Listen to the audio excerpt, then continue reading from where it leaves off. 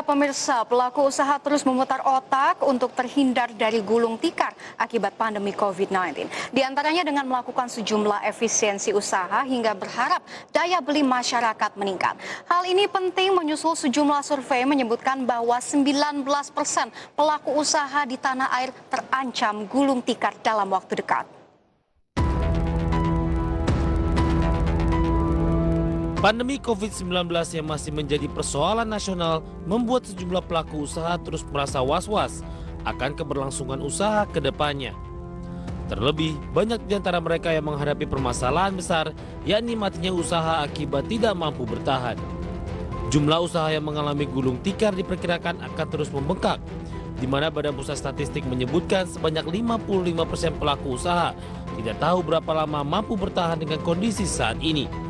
Hingga saat ini, 19% pelaku usaha tak mampu bertahan hingga Oktober mendatang.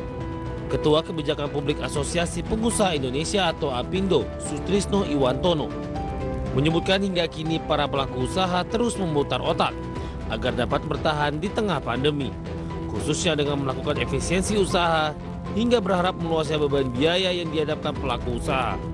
Khususnya dengan melakukan efisiensi usaha hingga berharap meluasnya beban biaya yang dihadapkan pelaku usaha. Yang pertama adalah bagaimana menurunkan beban biaya, karena masalah biaya ini menjadi faktor kunci terhadap pengelolaan cash flow kita. Karena itu pungutan-pungutan yang membebani pengusaha itu memang harus direlaksasi, meliputi pajak, kemudian juga pungutan-pungutan lain terutama yang dari daerah, ya ada PBB, ada reklame, ada pajak air, ada pungutan-pungutan tenaga kerja dan sebagainya. Sementara itu bukan hanya relaksasi perpajakan skala nasional, pengusaha juga dihadapkan dengan besarnya pungutan pajak yang berada di daerah. Mulai dari pajak reklame, beban pembayaran air, hingga pemungutan lainnya yang berada di lingkup daerah.